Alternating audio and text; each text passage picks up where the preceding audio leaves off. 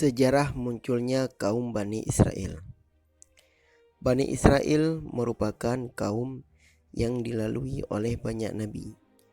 Allah Subhanahu wa taala mengutus sejumlah nabi untuk membimbing kaum Bani Israel. Selain Nabi Yakub, Nabi Yusuf, dan Nabi Musa, nabi-nabi lainnya juga diutus kepada Bani Israel ialah Nabi Harun, Nabi Ilyas, Nabi Ilyasa, Nabi Yunus, Nabi Daud, Nabi Sulaiman, Nabi Zakaria, Nabi Yahya, hingga Nabi Isa. Total sejak Nabi Yakub ada 12 nabi yang diutus oleh Allah Subhanahu wa taala kepada Bani Israel. Israel sendiri merupakan nama lain Nabi Yakub. Dia adalah anak dari Nabi Ishak alaihissalam. Ishak adalah anak kedua dari Nabi Ibrahim alaihissalam yang dijuluki sebagai bapa para nabi. Dari garis keturunan inilah lahir kaum Bani Israel atau keturunan-keturunan Nabi Yakub alaihissalam. Lim mutmainnah dalam karakter Yahudi dalam perspektif Al-Quran mengatakan sejarah Bani Israel diawali dari Israel, Yakub bin Ishak bin Ibrahim alaihissalam, yang tumbuh di wilayah bangsa Kan'an di Jazirah Arab.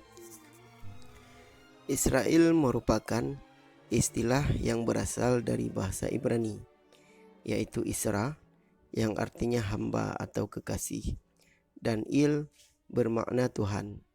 Jadi Israel adalah hamba Allah atau kekasih Allah.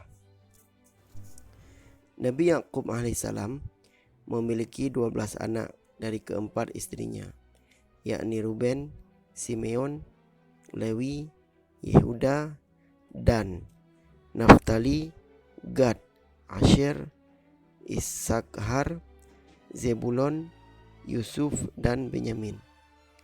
Yusuf tidak disukai saudara-saudaranya hingga ia dijual kepada seorang musafir.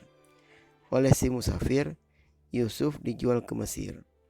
Setelah melalui masa-masa yang penuh penderitaan, Yusuf menjadi raja muda. Kisah Nabi Yusuf tidak bisa dilepaskan dari kisah Bani Israel, karena berawal dari kisah Yusuf inilah bangsa Israel sempat mendiami Mesir dalam kurun waktu yang sangat panjang di bawah kepemimpinan Fir'aun. Kaum Bani Israel atau anak-anak Israel mulai berdatangan ke Mesir, berdiam dan menempati wilayah Mesir secara turun-temurun, diperbudak sampai diutus Nabi Musa, seorang yang juga keturunan Bani Israel, untuk membebaskan Bani Israel dari cengkraman Fir'aun. Muhammad Hussein Haikal dalam sejarah hidup Muhammad mencatat bahwa dalam pangkuan Fir'aun, Musa alaihissalam dibesarkan dan diasuh.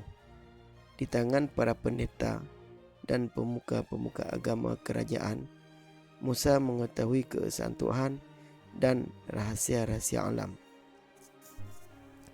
Setelah datang izin Tuhan kepadanya supaya ia membimbing umat di tengah-tengah Fir'aun yang berkata kepada rakyatnya, "Akulah Tuhanmu yang tinggi." Nabi Musa pun akhirnya berhadapan dengan Fir'aun sendiri beserta tukang-tukang sihirnya.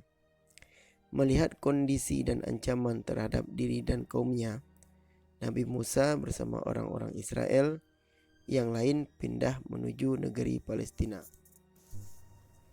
Kala itu, tidak hanya diperbudakan dan kerja paksa yang diterapkan oleh Fir'aun kepada Bani Israel. Fir'aun juga berlaku kejam dengan membunuh semua bayi laki-laki Bani Israel, karena adanya ramalan bahwa akan lahir bayi laki-laki dari Bani Israel yang akan meruntuhkan kekuasaan Fir'aun. Meskipun berkali-kali mendapat nikmat dan perlindungan Allah Subhanahu wa taala melalui Nabi Musa, Bani Israel tidak pernah merasa bersyukur, bahkan terus melakukan pembangkangan terhadap Allah dan Nabi Musa.